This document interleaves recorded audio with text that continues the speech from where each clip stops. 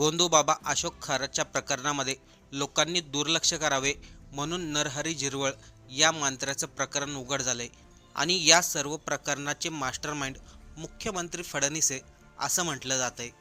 आता ते कसं काय शक्य आहे हा व्हिडिओ पाहिल्यानंतर आपल्याला पूर्ण समजेल. चॅनलवरती नवीन असेल तर सबस्क्राईब करायला विसरू नका. महाराष्ट्राच्या राजकारणामध्ये सध्या जे काही चाललंय ते फक्त साधं राजकारण नाही तर आतल्या आत सुरू असलेला मोठा गेम आहे. अशा प्रकारचे चित्र आता महाराष्ट्राच्या राजकारणामध्ये स्पष्टपणे दिसायला लागले. जर आपण गेल्या मागच्या काही दिवसाच्या घटना व्यवस्थितपणे पाहिल्या तर अनेक घटना एका मागोमाग घडताना दिसत आहेत. विशेष म्हणजे या सर्व घटना अजित पवारांच्या राष्ट्रवादीचे नेते आणि मंत्री यांच्या भोवती फिरताना दिसते.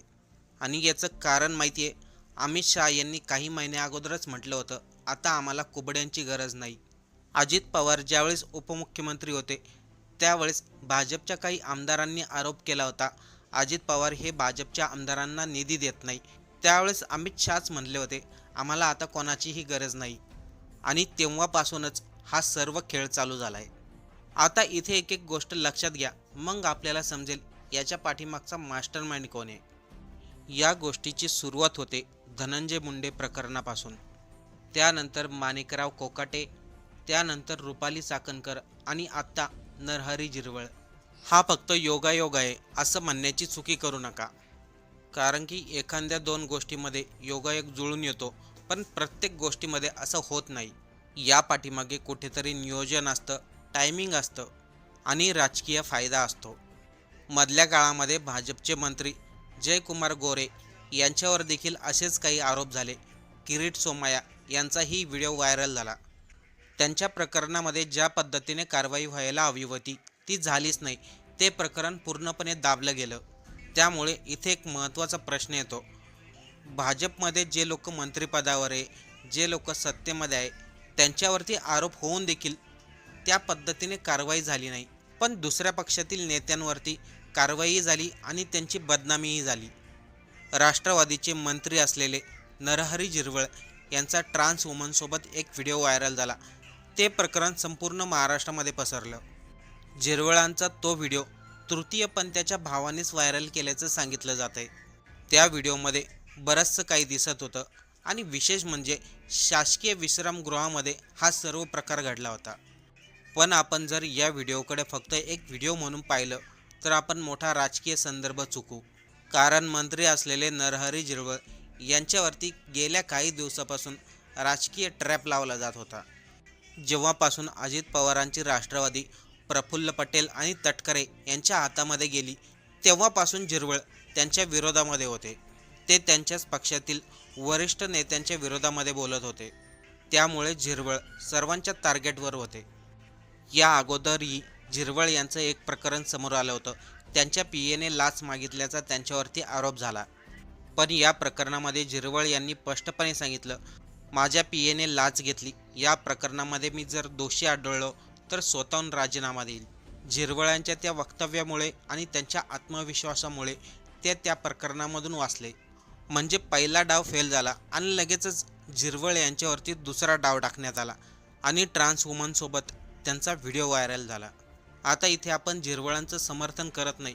झिरवळांचं वय 66 वर्ष आणि चाळे तरुण मुलांसारखे. पण बरेचसे लोक म्हणतात खाजगी आयुष्यामध्ये डोकावण्याचा कोणाचाही अधिकार नाही. हे एकदम बरोबर आहे, पण शासकीय पदावरती मंत्री असताना अशा प्रकारचे कृत्य करणं हे एका नेत्याला शोभत नाही, कारण की तो व्यक्ती लाखो लोकांचं प्रतिनिधित्व करत असतो. आता इथे येतो मेन मुद्दा. गेल्या 5-6 दिवसा अगोदर नाशिकमधील भोंदूबाबा अशोक खरात हे प्रकरण उघड झालं. अशोक खरात नावाच्या व्यक्तीने स्वतःला भविष्य सांगणारा बाबा म्हणून लोकांना सांगितलं. जादू टोना करणारा, तंत्रमंत्र विद्याच्या नावाखाली महिलांची फसवणूक करणारा आणि अनेक महिलांवरती अत्याचार करणारा, तसेच लाखो कोटी रुपये उकळणारा हा भोंदूबाबा प्रकरण उघड झालं. आता जर या अशोक खरातच्या जागेवरती कोणी खान किंवा शेख नावाचा व्यक्ती असता तर महाराष्ट्रामध्ये मोठी उलथापालथ झाली असती.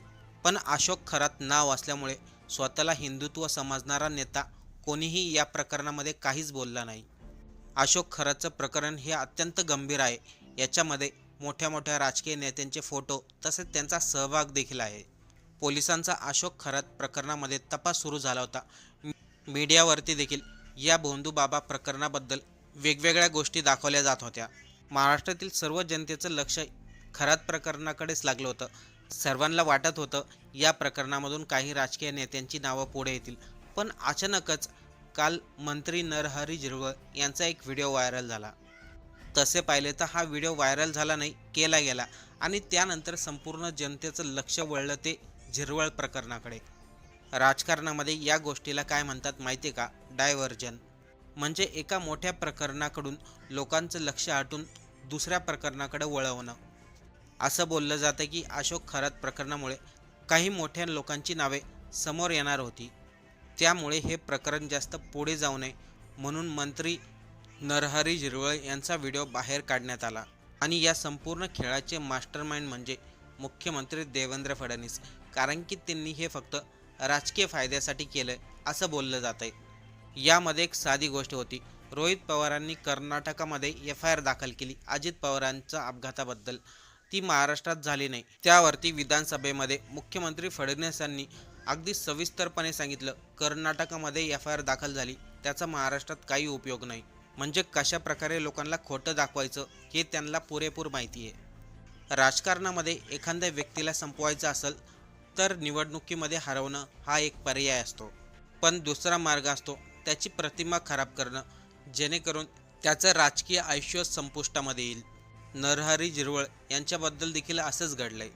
राजकारणामध्ये मित्र आणि शत्रू कायमचे नसतात, फक्त हितसंबंध कायमचे असतात. जिथे राजकीय फायदा मिळतो तिथेच. नरहरी झिरवळ हे फक्त एक व्हिडिओ प्रकरण नाही, ते महाराष्ट्राच्या राजकारणामध्ये चाललेला मोठा सत्ता संघर्ष आहे. आपण गेल्या काही महिन्यापासून किंवा वर्षभरापासून जर पाहिलं तर खास करून अजितदादांच्या राष्ट्रवादीला टार्गेट केलं जाते. बरं, हा झाला सर्व राजकारणाचा प्रकार. पण भोंदूबाबा अशोक खरातचं प्रकरण बाहेर आलं आणि त्याची चर्चा होत असतानाच त्याच्या चर्चेला स्टॉप मिळाला, ते फक्त झिरवळ यांच्या प्रकरणामुळे. म्हणजे भोंदूबाबाने आणखीन काय केलं, त्यांच्याबरोबर कोणते नेते होते, कोणत्या नेत्यांना त्यांनी मीटिंग घालून दिली, हे प्रकरण आता बाहेर येणारच नाही. गेल्या 2 दिवसापासून खरात प्रकरणावरचा जोर कमी झालेला दिसून येतोय. आणखीन आता कोणत्या नेत्यांना टार्गेट केलं जाईल हे सांगता येत नाही. अधिवेशनामध्ये शेवटपर्यंत अजितदादांच्या अपघाताबद्दल चर्चा झालीच नाही. राष्ट्रवादीच्या आमदारांनी अनेक वेळा विनंती केली, पण अधिवेशनामध्ये दादांच्या अपघाताबद्दल चर्चा होऊन दिलीच नाही. आता या सर्व गोष्टीवरती आपल्याला काय वाटतं? झिरवळचं प्रकरण बाहेर का आलं? खरातचं प्रकरण लपवण्यासाठी आलं की याच्या पाठीमागे दुसरं काही कारण होतं? कमेंट करून नक्की सांगा.